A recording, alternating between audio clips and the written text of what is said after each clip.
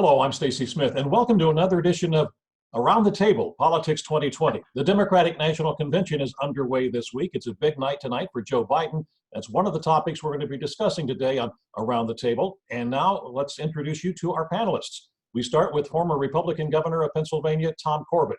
Mr. Corbett also served as a state attorney general and also the U.S. Attorney for the Western District of Pennsylvania. Also joining us is Amanda Green Hawkins. Now, Amanda is well-versed in politics as well.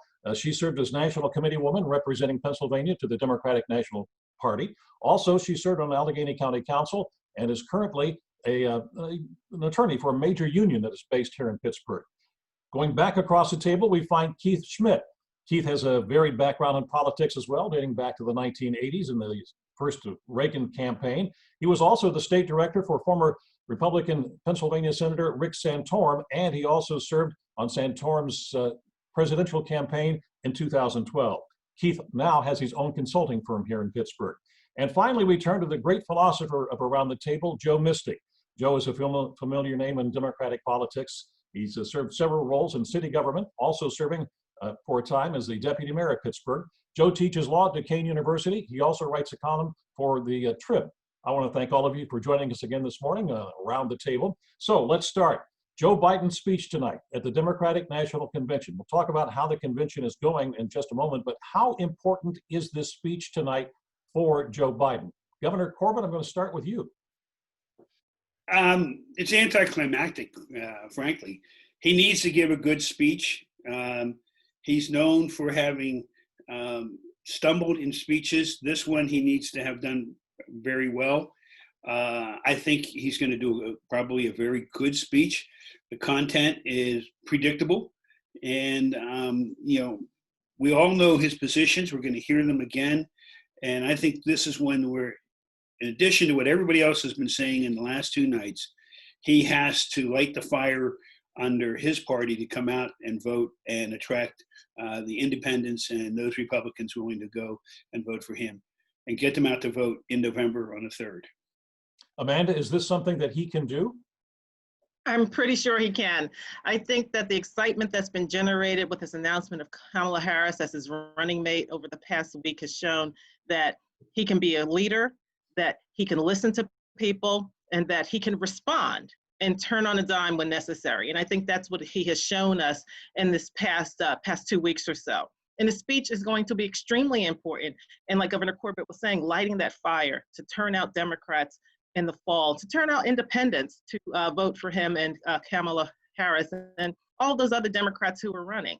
And I think that it's his ability to show that he's a leader, that he's a fighter, that will help do that. And we all know that he does have a speech impediment. He mentioned difficulties with speech and having issues with that. So I don't think that that's going to hurt him in doing his speech tonight, because people are forgiving. People don't expect you to be perfect. And I think it's his humanity, his ability to show his humanity that is very endearing to people. So I think it's going to be great. All right, we'll see about that. And now let's check in with Joe Misty. Joe, your thoughts? You've seen quite a few presidential candidates through the years. Yeah, I agree with the governor and Amanda. This is an important speech, but this will be a perfectly written speech. It will strike the perfect notes. It will be delivered via teleprompter. If Joe stumbles, all the better. People, as Amanda said, people appreciate his humanity, and those little breaks in the staged delivery tend to inure to his benefit. I don't look for anything surprising. I think it will be very well done, very well delivered, and it will have the right appeal. Keith, I waited to bring you in at the last for your thoughts on this. Is there anything Joe Biden can do to swing the Republicans over? Well, I'm not sure it's going to happen tonight. Maybe over the next couple months, as he articulates more and more about his policies and positions and what type of chief executive he'll be, that may happen. Oddly enough, I'm in the position where I rarely am, which is I pretty much agree with everybody who spoke just now. The fact is, Joe Biden with a teleprompter or Joe Biden in a prepared speech is a very, very able speaker and a very compelling speaker. And I think with a prepared speech, even though it's live tonight, I think he's going to do fine. I'm not sure that we're going to have anything, there's going to be a lightning rod or there's going to be a new issue that's going to come up. I think it's going to be Joe Biden being Joe Biden tonight. Quite frankly, I think the more important speech was Kamala Harris last night, because we're still getting to know her and still trying to figure out what she brings to the ticket and what she'd bring if she potentially would lead the country in the years to come. So I expect it to be a solid speech tonight. I think he'll do well. The question is, will anybody be watching? This week has been, I'd like to blame it on the fact that people aren't interested in the top of the ticket or Kamala Harris, but I have to give the fact, or I have to see the fact that we're doing virtual conventions. And the conventions themselves weren't that exciting to the American people. A virtual convention apparently is a lot less exciting. The first night was down 42% on the networks from 2016. Night 2 was down 48%. I'm still waiting to see what happened yesterday. But even if you conclude all the cable channels, Stacy, the number of viewers got up to, I think, 18.6 million, which is 5.9% of the American people. I mean, really, no one is watching in America. All right, you say that, and Stacy, can I just add in there, though, something that is, I don't know that we can measure it, and I think it's important to those of the younger generation. How many of them are streaming it online or looking at it on their phones as it's going on that aren't being measured, that aren't being counted in that 18 million? Does it take it to 90? 144. I looked it up. 144 people. Add a couple of zeros, a few zeros behind that. So I think, none of us know if this is a good format. We don't know if this works. This is the first time it's been done. The Republicans have the advantage of being second, so they can watch what happens here and adjust accordingly. I think it may be the future of conventions. I don't know that we'll ever get together in a big hall anymore, and I'm not sure that that had not run its course anyways. The beauty of this is, as we were talking just before we went on the air, you can watch the highlights. Every cable station has somebody who's working hard to strip out the most boring parts and present the highlights. And I think that's what America does. They tune in now for what they think are the most important parts of what's being said, and they tune out the rest of the time. Maybe that's a more efficient use of everybody's time. And I think we also have to remember that people have so many more options when it comes to watching television now. It was a big deal in the 80s and 90s when a show got 40 million viewers. That was huge. Now they're bragging about getting 2 or 3 million viewers, which is huge by comparison because of all of the shows and options that are available. And people can watch these speeches anytime at their convenience because of the way we do things today. So I think there's huge interest. Despite Keith's 144 number, was it? I think there's huge interest. I don't disagree with Joe, in pointing out the fact that you can get the highlights, but it goes to the fact that I'm concerned about how powerful all these media outlets are in general. Set aside the politics, set aside the convention. We've gotten to the point now where they tell us what's important. You subscribe to a news service and they give you 2 or 3 lines to tweet. Nobody reads 2,000-word articles anymore. Nobody watches an entire speech, and someone who we don't even know decides what's important in that speech and what they're going to put on television. That in general is a concern over how powerful the media and such outlets have become in framing what the American people think today. They don't do their own homework. We're dinosaurs. I suspect that the only people who listen to the whole speeches anymore are people just like the 5 of us who are here right now. Most of America isn't headed in that direction. Joe, I think if we told our law school class that conventions back when we were in law school and even well before that were the only things on TV, on all 3 networks, they went from 8 o'clock to 11 o'clock or 12 o'clock. There were no options. Yeah, how about if there had been an option, I would have been watching the option. But there wasn't. Well, I do want to bring this up. Stacy, also the beginning of the death of conventions wasn't this pandemic. The beginning of the death of these conventions in the last generation was the fact they're not consequential anymore. For many years, the convention is where it got done. That's where the arguing and the manhandling got done, and you really had a decision that was being made in those 3 nights. That went out the door for 40 years ago. So as a result, I think they were already sunsetting, and this, I think, will make it even come quicker. You go to Goldwater and Scranton in 1964 Republican Convention, where there was actually still a battle on the floor of the convention, and you didn't know who it was going to be. I was thinking back on that as well, on the Democratic side. In 1960, Pennsylvania Governor David L. Lawrence had a hand in convincing JFK to put LBJ in the vice president's position. That changed history. It was a big fight, obviously, done late at night and announced early the next morning. But it did change the course of American history. And that's the last time I remember there being something of real consequence happening at a Democratic convention. Well, and the last time it happened at the Republican convention was 1980, when they initially had the Dream Ticket, and the whole convention hall was filled with Reagan-Ford signs. Right. And then Ford said, we're playing with, you've given me everything I wanted. You've given me control of foreign policy, all these other things, but in thinking of it, you can't split the presidency. The buck stops with one person. I thank you, Governor, but I have to decline. And they had to wake up George H.W. Bush in the middle of the night to come back to the convention hall and literally change history for the Bush family. Yeah. Stacy, let the record reflect, I have no idea of what these gentlemen are talking about. 60. Ancient history. Ancient history. It is history. It is history, but it plays an important part in how this nation has been formed and who indeed are the presidents that we in the end elect. Also, I want to bring this up. We're talking about maybe the death of the convention and everything, and who's watching and who's not watching.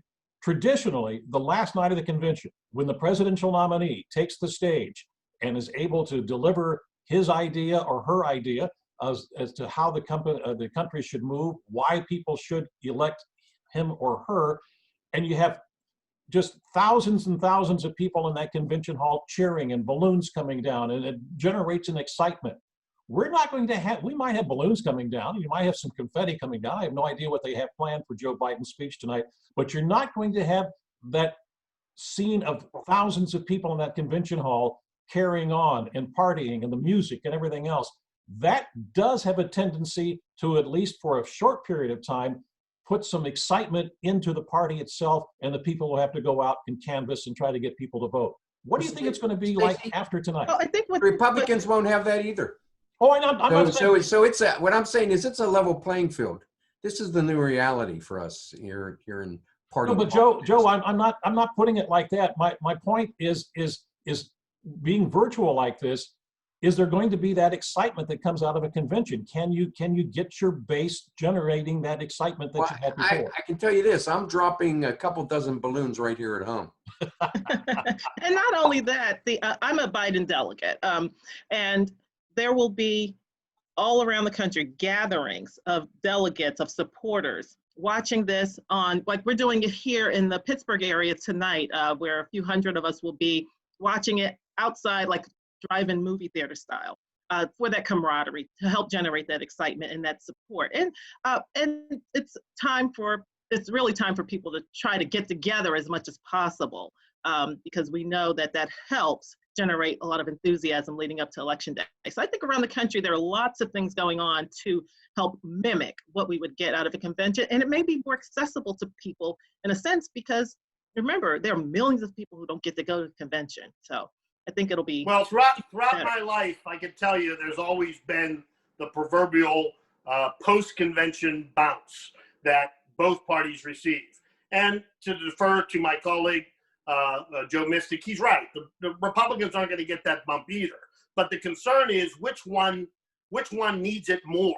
And quite frankly, the intensity of a challenger, I think, is important. The challenging ticket, someone wanting to unseat the president. What the Democrats need to do so desperately is excite their base and bring them out in numbers that they did not bring them out with Hillary Clinton. So the question is that a concern? I think it should be, and I think you're going to see them do other things to try to excite their base, because they realize when they see the Electoral College and where they lost because of turnout. I think Kamala Harris is really going to take the place of that typical post-convention bump. Adding her to the ticket is going to drive turnout in some critical areas with critical parts of the Democratic Party population. And we're going to see a minority voter turnout like we've not seen probably since Barack Obama. And it's going to make the difference this time. That's where the Democrats are going to find their excitement. Governor, because you've been elected statewide in a couple of different offices, you know what it's like to have to try to generate that kind of excitement. Do you think it's going to happen this time around? I think there's two factors that are going to make it difficult to happen. The number one factor is the fact that we're doing all this online. You can't get out there. You can't go and do retail politics the way you're supposed to. You can't go to the county fairs. You can't go to all the different places. You can't go door knocking. And two, this whole COVID has really prevented, I think, a lot of that enthusiasm from building. I don't know how many people you're going to see going door to door for the president or for former Vice President Biden to try and get people to come out and support it. So I think this is such a unique year that 15, 20 years from now, hopefully they'll be talking about 2020, and that was an anomaly into politics, because I think politics, a lot of it is that, handshaking, talking to each other, getting groups out, getting that support. I remember working on Tom Ridge's campaign in '94, and going out to Mount Lebanon with groups of kids, dropping them off and hitting the neighborhoods, taking them to other neighborhoods. I don't see that happening this year, and I think it's going to be hard to get that enthusiasm out. Now, caveat, the media. Especially social media. And I think social media is going to play a great part in trying to generate that enthusiasm. My one concern with social media is we all tend to look at what we're interested in and not look at the other side for comparison. Well stated. Joe, I want to bring you back in on this one. Last week, you indicated that Biden and his campaign would probably be able to bring everybody back toward the center and be make an appeal to more people about the more liberal wing, about the more liberal wing, let me rephrase this, bring people back to the center to appeal to more people other than just the liberal wing of the Democratic Party. There are some who believe that instead that the liberal wing of the Democratic Party, the extreme liberal wing, may not be that happy with Joe Biden. The New Yorker yesterday said on Tuesday the party gave Ocasio-Cortez only a brief role of seconding the symbolic nomination of Bernie Sanders, and that she is often said to embody a generational break with senior Democrats. In any other country, Joe Biden and I would not be in the same party. She's not alone in this analysis. The Wall Street Journal also had a similar article to that. Indeed, can Joe Biden not only bring Republicans and independents in, can he unify his party tonight? Well, we certainly have extremes in our party, as do the Republicans, and oftentimes they're not very happy with where the party is headed as a whole. In general, my response to those Democrats on the extreme is very simple: vote for Donald Trump, or don't vote and help Donald Trump get reelected. Now, if you look at that as the option, I think they stay within the mainstream of the Democratic Party, because that's not an option for them, and they know that. So, they may grouse, they may complain that they're not getting enough time and that there's a break between them and the party establishment. But at the end of the day, we know where they're going to be, and we know how they're going to vote. And I think that, and I've mentioned this before, that with Biden's candidacy, that there were a lot of people of all stripes who weren't satisfied with him as a candidate reflecting their needs and wants. And I think that's why the selection of Kamala Harris was so important, to show that he's extending an olive branch and that he's listening to people and can respond to their needs and wants. Now, is everybody going to be happy? Certainly not. But this is the ticket that we have. This is the ticket we march forward with. And until someone can come up with a better idea, this is the process we have in which to choose our leaders here. Well, Stacy, when you look at last night, in addition to Kamala Harris, you had the lineup was Nancy Pelosi, Elizabeth Warren, Hillary Clinton. It was a liberals who's who for America. And quite frankly, I'm not so sure that that was really reflective of the mainstream Democratic Party. And that's what I'm betting on. I mean, last week, Amanda said, and she's entitled to her opinion, and I believe she believes it, that America might be ready to tilt left. I suggested that I think if it's tilting left, it's not going to happen in November of 2020. And I think the trade-off is going to be the intensity that Joe pointed out because of her being on the ticket with minorities and women. But the trade-off is how many are they going to lose because I think they've tilted too far to the left. You know, Government Track US rated Kamala Harris last year the most liberal senator. You're talking about anti-fracking for socialized medicine. She wants to give taxpayer-funded health care to illegal immigrants. A lot of this does not match the Main Street Democrat that will be voting this fall. The question is on the intensity and the loss of the swing voters, where is it going to fall? I'm betting on the fact that the Republicans will still be able to garner the sufficient number of swing Democrats to win re-election for the president. But we have to remember, what is it that the vice president does? The president of the Senate. They're there to break ties when there's a vote. And when it comes to all this other policy that you're talking about, this is something that has to be done in conjunction with Congress. So no one is an island. No one's going to be ruling and making decisions by themselves. There always has to be that negotiation, that back and forth. So I don't think that it's going to be a detriment that she's perceived as a California liberal, for example. I don't think that that's a detriment. But when you get into the meat, get rid of the potatoes in the stew, but look at the meat of what she's done. And I think that's something that everybody from all backgrounds can get on board with. Well, let me just add a historical note. And Joe, you correct me if I'm wrong. Wasn't it Harry Truman that said the vice presidency isn't worth a bucket of spit? Yeah. Warm bucket of spit. Yeah. Now, this is the man who a few months into his vice presidency, takes over, becomes the president upon the death of FDR, and he has to make the decision, and we're in the month of August, of dropping the atomic bomb on Hiroshima and Nagasaki. That isn't a warm bucket of spit. That's a very difficult decision, and that's in looking at vice presidents. That's one of the things you have to take into mind. Now, Keith, you and I both know people who think that putting a minority woman on the ticket in the vice president's position is leaning to the left. When in fact, that's leaning to America. You know, this is a ticket that represents the composition of America nowadays.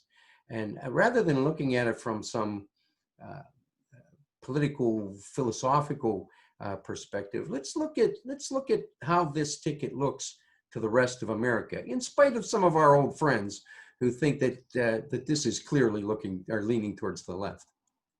Well, I don't question the fact that we're ready for a minority and a woman. But the question is, beyond that, what does that minority or woman stand for? What are her policies? And I'm simply saying that her policies are not in line with America. And I agree with the good former governor when he said, listen, we're going to spend a lot of money in the next 75, 80 days to explain the fact that there's a better than even chance that Joe Biden will probably stand down within the next 4 years. So you better be comfortable with electing President Kamala Harris. She's not going to be just president of the Senate. She has a better than even potential of being president of the United States. Well, you know, I'm not sure how you categorize a candidate who's criticized by the far left for not being far left and criticized by the right for being too far left. If they were Republican, they'd be called flip-flopping. That if both sides of the equation find you equally unacceptable, you're doing pretty well. You're running pretty much up the middle. I agree with Joe. Exactly. Because people have issues with the work that she's done. Oh, she was a prosecutor, and you know about mass incarceration, all this. But at the same time, we have to really look at the meat of what she's done again. And maybe this goes back to what Keith was saying earlier about people not really reading, right? Really reading full articles in depth, getting full information, and just looking at the sound bites. And when you're just looking at sound bites with Kamala Harris or any candidate, it's going to lead to a whole lot of holes in the person's character and those things that you're looking for to make a decision. So yeah, there has to be some more research done here to really understand who she is. All right, Democrats better brace themselves because there's a tough campaign ahead. It's going to be short, very intense, and very tough. So this is it feels good now, but there's going to be some hand-to-hand combat as we get closer to election day. Well, let's delve into that for just a second. So Amanda, let's ask you, what is your biggest fear heading into the general election? I have a couple of fears, and they all surround voting and accessibility. I think that the mail-in voting, the mail-in balloting is going to be extremely important to the participation of Americans in voting because of the fears of the coronavirus and becoming sick. And so it's going to be important that we have a postal service that is functioning, a postal service that has workers who can get the mail, carry the mail, deliver it where it needs to be delivered on time. It's those issues that are of the biggest concern to me, whether people will be disenfranchised. Joe? Yeah, the Postal Service has always been the problem, even before we had this increased intensity of mail-in voting. The odd thing here is that as Donald Trump is bad-mouthing mail-in voting, his party's promoting it. His own campaign is promoting it. And it's thought to benefit Republicans traditionally over the years, more so than Democrats. So we're headed, we have mail-in voting. You can try to scuttle that by slowing the mail. The mail has always been that sort of catch point even with absentee ballots in the old days. But this is the reality, and this is the way America's probably going to vote in the future. I want to get to Keith and Tom's biggest fears in just a moment, but I have to ask you this question: when should that ballot be allowed to be mailed in? My point being, some places you might be able to start mailing in the ballot in September or early October before there's even been a debate. Is that the way we should run this democracy? Well, but you got to trust the voter. You have the option. If the voter's unsure, the voter can wait. You can. But we never had that option before. We made it on election Maybe it's time they did. Yeah, maybe it's time they did. But it imagines that they're going to use that time to make an informed decision, and that's not the basis or qualification for anyone to vote. People make up their own mind, however they make it up. If they draw straws, they draw straws. However they do it it's their decision. I could have known mine in last week, right, or last month or last year. I know how I'm voting, so I don't have to wait. Some voters want to wait and see how the campaign unfolds, see how the candidates match up, and make cast their vote closer to election day. This gives you that option. All right, let's hear from the Republican side. Keith, you wanted to say something. Yeah, I wanted to say that, listen, I agree with the accessibility of voting, and I believe that's a concern. But folks, we've overcorrected. In my opinion, we've gone way too far. I absolutely think it's ridiculous that somebody can vote in September. The fact is, if Jim Byrne was on here, he'd say that most of the decisions are made in the last week or two. Well, that's probably correct. I can tell you most of the money and most of the intensity of the debate happens in at least the last 30 days, and September isn't even close to the last 30 days. So allowing somebody to vote that early is ridiculous. And as far as I'm concerned, everybody that wants a ballot should get a ballot. If they want an absentee ballot, the absentee ballot system has worked. But this whole sense of universal ballots, send everybody a ballot, whether you request it or not, is ridiculous. And COVID will add to the concern. Listen, before COVID, I had a concern because of how mail-in ballots were being handled. And I warned the fact that we have to start educating the American people that this fall, we might not have a decision on election night. And I can tell you, with COVID added to the equation and the concerns over being able to verify signatures and whatnot, I am really nervous about how the American people are going to deal with the fact that it might be a few days before we have an answer. And the only way to prepare them is start talking about that right now. Tell them there's a better than even chance, because we don't want to hear all kinds of disruptions and riots or any kind of protests because something happened that they weren't prepared for. I have a feeling it's going to tighten, and I do not believe there's going to be a decision on November 3rd. Keith's right, but remember in 2000, it was 31 days before we had a result. And that result didn't come from the voters either. That result came from the United States Supreme Court. So, we have to get our heads around the fact that this may take a bit longer, but we have to get it right. Governor, your final word. My concern is actually post-election, that no matter who wins, the other side's not going to see it as a legitimate win. And that's what's been going on for 4 years, a great deal in the far left, that Donald Trump cheated or whatever, and they didn't accept him as the winner. You go back to the days, I'm going to go back to Truman and Dewey again. That was an upset. It was a complete upset, but you didn't see that perspective from the national populace and from the national press that, well, he stole the election and he's an illegitimate president, because he wasn't predicted to win. Truman upset Dewey in that race. Right now, we are really set up to be very divisive following this election, no matter who wins this election. All right, we are just about out of time. I want to thank all of you once again for joining us here for Around the Table, and we'll see you again next week, and we'll talk about the Republicans and their virtual convention. Thanks. Thank you. Stacy. Thank you. Have a great week.